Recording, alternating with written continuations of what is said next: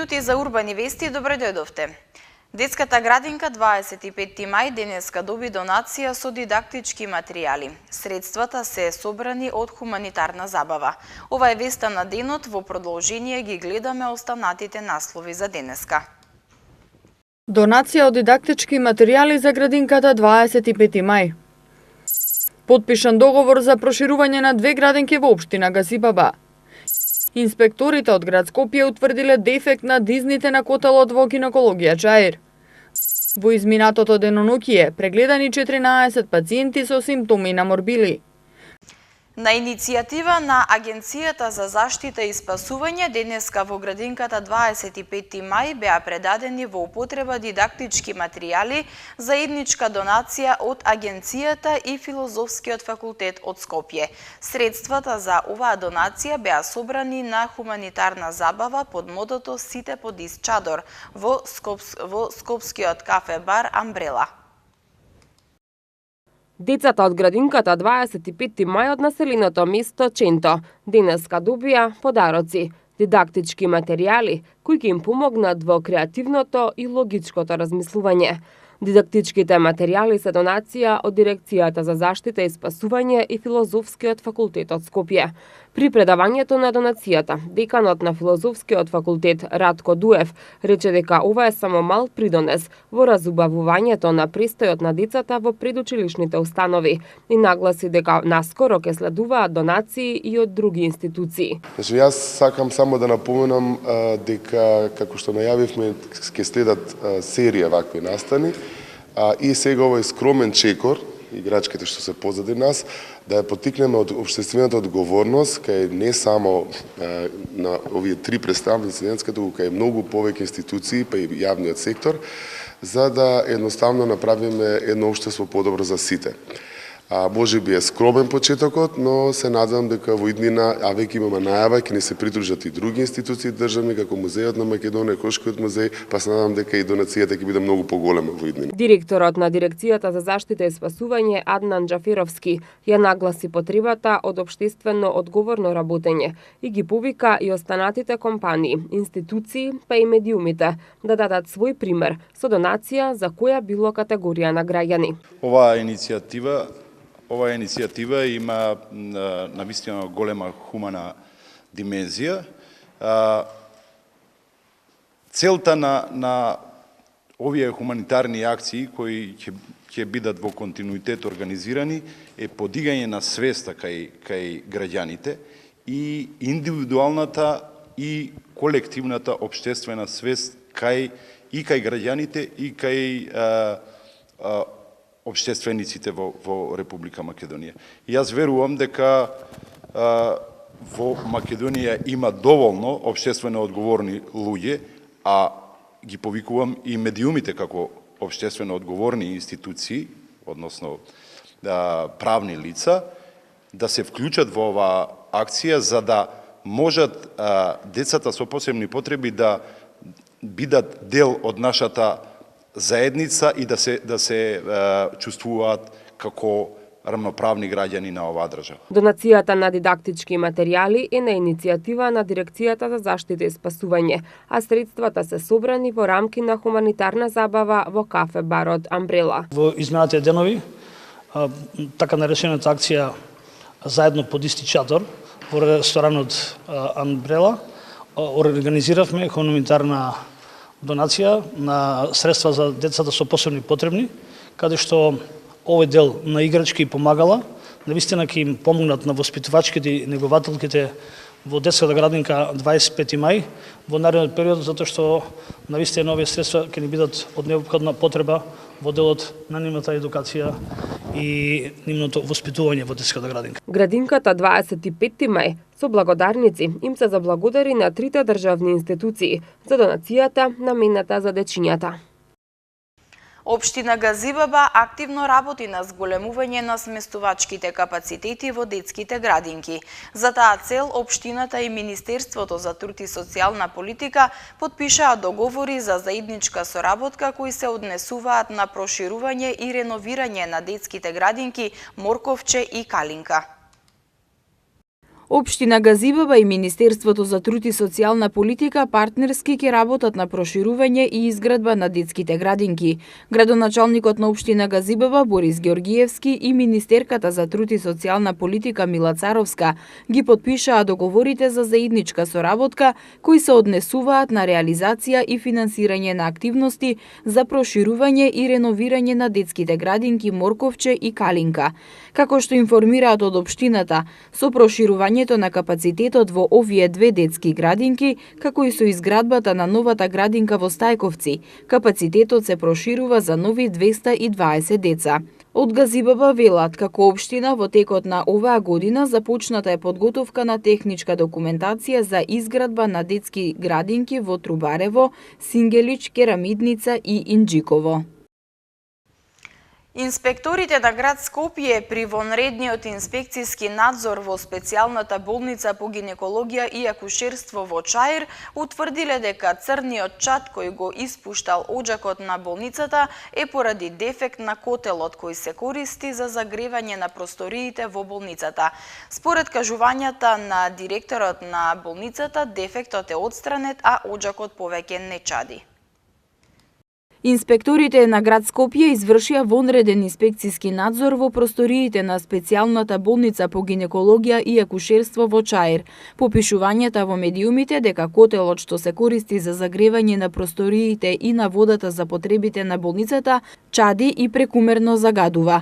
Како што соопштија од град Скопје, инспекторите утврдиле дека станува збор за дефект на дизните на котелот што е стар повеќе од 50 години. Според кажувањата на директорот на болницата, дефектот е отстранет и оџакот повеќе не чади. Инспекторатот на град Скопје ја задолжи болницата да направи мерење на емисиите на издувните гасови од оџакот со акредитирана лабораторија за мерење. По инспекцијата, инспекторатот ќе упати допис со барање за итна промена на овој котел и до Министерството за здравство и до Министерството за животна средина и просторно планирање. Инспекторатот досега 2 пати има интервенирано во болницата гинекологија Чаир. Не сакаме да предизвикаме некаква криза, меѓутоа мора конечно секој да си одговори на сопствените обврски. Ако тој котел загадува, а загадува, бидејќи 2 пати е веќе констатирано, имаме дадено известување до директорот на болницата. Очекувам дека интервентно ќе реагира, затоа што впрочем во тој круг се раѓаат и мали дечиња. Министерот за здравство Венко Филипче денеска изјави дека уште во текот на минатата година се преземени одредени чекори за промена на системот за грејење во повеќе јавни здравствени установи. Филипче додаде дека проектите се готови, влегле во планот за јавни набавки и ќе почнат да се реализираат како приоритет, во кој спаѓа и специјалната болница по гинекологија и акушерство Мајка Тереза во Чаир. Во текот на изминатото деноноќе прегледани се 14 пациенти со симптоми на морбили, од кои една пациентка е хоспитализирана, а 13 се пуштени на домашно лекување поради полесна клиничка слика на морбили. Од Министерството за здравство и понатаму апелираат до граѓаните да се вакцинираат со МРП вакцината, особено децата кои немаат примено ниту една доза од вакцината. Министерството за здравство соопшти дека вчера се прегледани 14 пациенти со симптоми на морбили. По извршениот преглед од клиниката за инфективни болести информираат дека хоспитализирана е само една пациентка, додека останатите 13 пациенти се пуштени на домашно лекување поради полесна клиничка слика на морбили. Од нив 6 се деца на возраст од 1 до 2 години и се невакцинирани, а останатите 7 се на возраст од 21 до 38 години. Во моментот на инфективната клиника се хоспитализирани 22 пациенти со морбили и сите се во стабилна здравствена состојба. Од Министерството за здравство апелираат до граѓаните да се вакцинираат со МРП вакцина, особено децата кои немаат примено ниту една доза од вакцината. Досега се вакцинирани повеќе од 5600 лица. Станува збор за висок процент на лица кои сериозно ги сватиле препораките на Министерството за сериозноста на заболувањето, стои во соопштението. Од Министерството посочуваат дека родителите кои кај своите деца ќе забележат или ќе се посомневаат на првите знаци на болеста, не треба да ги носат во клиниката за инфективни болести, туку кај матичните лекари, како и во дежурните пунктови во поликлиниките Јане Сандански, Битпазар и Букурешт, кои работат 24 часа и вршат комплетни прегледи со лабораторија, а доколку е потребно, ќе се упатат на клиниката. Најголем број заболани од морбили се деца, затоа, како што информираат, останува на сила забраната за посета на градинките од деца кои не се вакцинирани со МРП вакцина.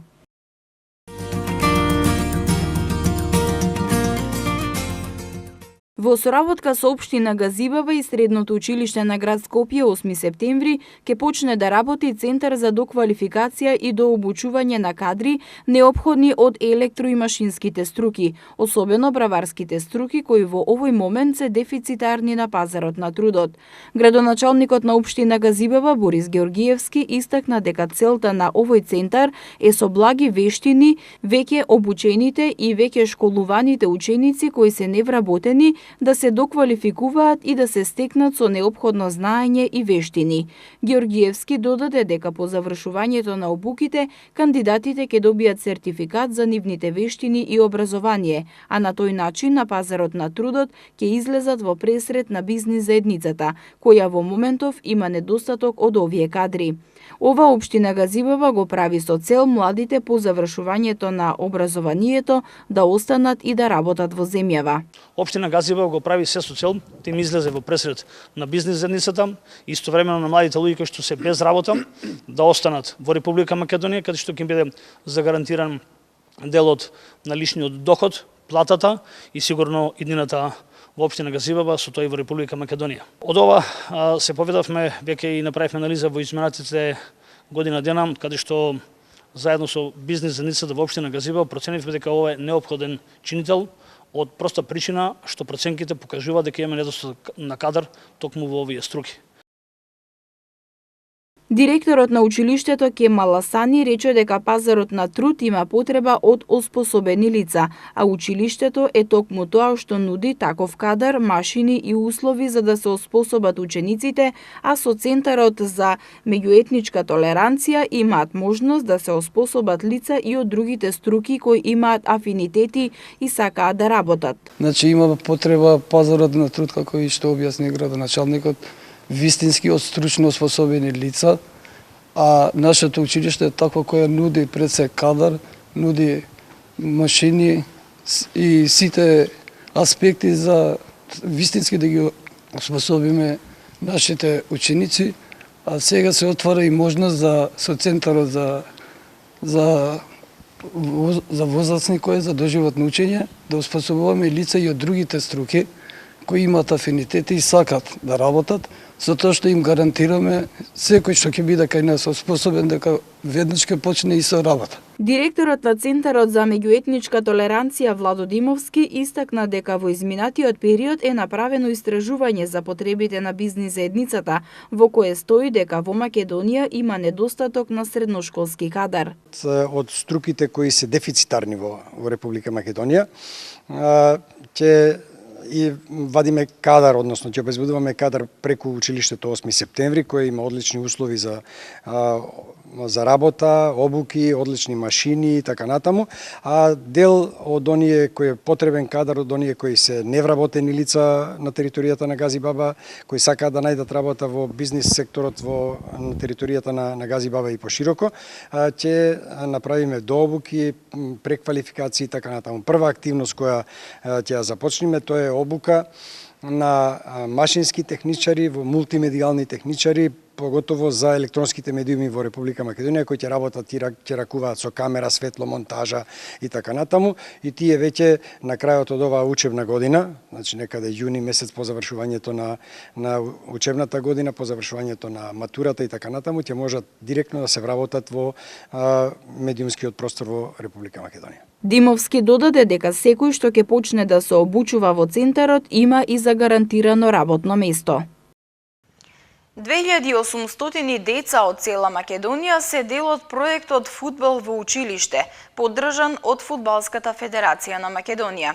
Овој проект се спроведува во 6 скопски општини и 14 општини во Македонија, а денеска и утре надпреварите се играат во спортската сала Македонија во општина Илинден. Организаторите овој фудбалски настан го вбројуваат во најважните во Македонија, затоа што од него се раѓаат нови таленти, кои постигнуваат и големи успеси. Учениците од трите основни училишта во општина Илинден и од основното училиште Кочарацин од Петровец денеска учествуваа на завршниот спортски настан фудбалскиот надпревар во рамки на зимските фудбалски радости, поддржан од Фудбалската федерација на Македонија. Како што истакна координаторот на проектот Фудбал во училиште Дејан Димитриевиќ, на дводневниот фудбалски надпревар имаат можност да играат најдобрите ученици и спортисти. Најдобро од се, како што вели Димитриевиќ, е тоа што, иако дел од учениците на овие надпревари првпат професионално играат фудбал, тие остануваат во спортот и постигнуваат одлични резултати. Имаме најразлични игри и забави за учениците, во кои што се дружат и ги стекнуваат фудбалските вештини. Исто така, ние сме дел од проектот кој што Фудбалската федерација и Федерација за училишен спорт го промовира изминативе година и пол фудбал во училишта. Во училиштата се играат надпревари оделенска настава, второ и трето оделение, денес овдеска се второ и трето оделение, исто така утре ќе имаме четврто и пето. И овие ученици се најдобрите кои што играа на надпреварите кои што се изиграни на ниво на училиште и се селектирани и денеска се почестени од Фудбалската федерација и Федерација на училишен спорт да учествуваат на едно вакво дружење масовно, каде што ќе имаат скромни подароци, каде што ќе се запознаат со фудбалските вештини, ќе има дружење и рекреација.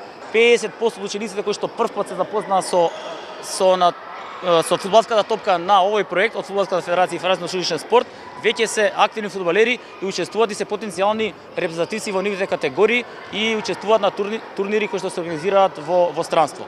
Да, тоа е за секоја пофалба и мислам дека во иднина треба да се продолжи со ваква соработка со овие институции за да можеме да создадеме спортисти, фудбалери, идни фудбалски звезди и фудбалери кои што ќе ги бранат боите на фудбалската репрезентација. Бојан Марковски од Фудбалската федерација на Македонија вели дека станува збор за исклучително значаен проект во кој се вклучени 2800 деца од 80 училишта во 21 град во Македонија. Ова е проект кој првпат се случува со поддршка на УЕФА. Наша цел, наша желба, наша интенција е да продолжи секако и во наредните години, инаку е продолжение на нешто што веќе го работиме, тоа е проектот Фудбал во училишта, во кој се опфатени, како што кажав, 21 град и 80 основни училишта.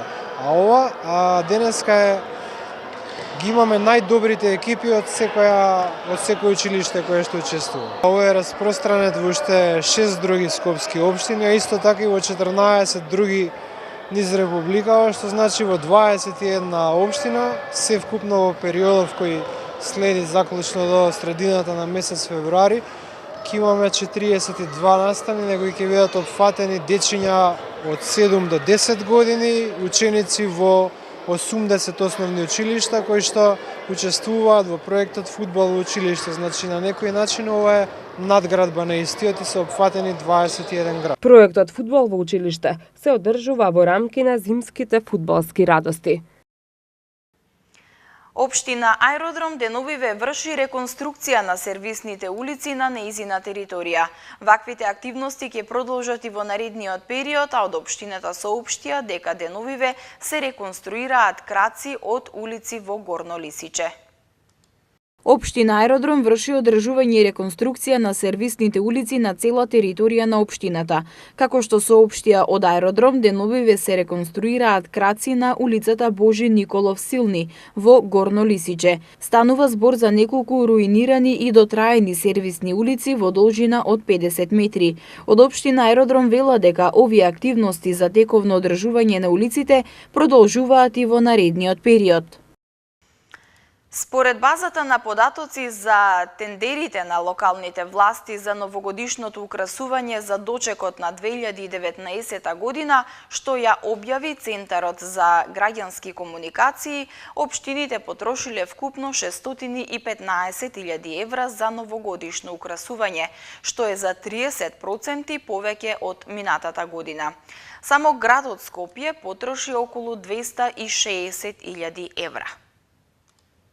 За дочекот на новата 2019 година се украсија повеќе општини и се потрошија повеќе пари од минатата година. Локалните власти склучија договори за новогодишно украсување во вкупна вредност од околу 615.000 евра. Ова се податоците од базата на податоци за сите тендери на локалните власти за новогодишното украсување за дочекот на 2019 година, што ја објави Центарот за граѓански комуникации. Базата на податоци открива дека за разлика од претходната година, кога улиците и плоштадите за нова година ги красеа градот Скопје и 18 општини, во вкупна вредност од 474.000 евра, сега за дочекот на 2019 година, тендери за украсување спроведоа 26 општини и градот Скопје, во вкупна вредност од 615.000 евра, што е за 30% повеќе од минатата година. Дури 55% од парите за новогодишно украсување се потрошија во Скопје, и тоа од градските власти и од општините Карпош, Аеродром, Чаир, Газибаба, Бутал и Шуто, Ризари. Само град Скопје потроши околу 260.000 евра, што е за 33% повеќе од минатата година. Градот Скопје огласот за јавна набавка го имаше објавено на крајот од септември и на него традиционално беше добиена една понуда и договорот склучен со неколкогодишниот носител на оваа набавка кај градските власти, фирмата Link Media Plus од Скопје. По градот Скопје вредносно најголемиот договор го има склучено општина Струмица, а на трето место по големината на договорот е општина Аеродром, каде вредноста со пресметан ДДВ изнесува 31.000 евра.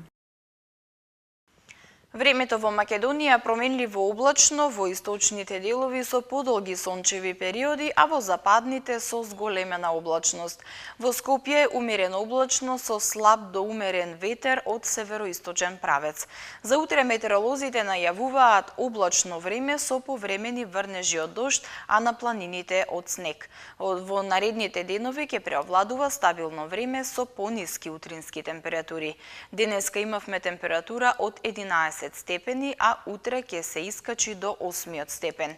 В четврток температурата ќе се движи од -1 до 9, петок од 0 до 9 и сабота од -2 до 10 степени.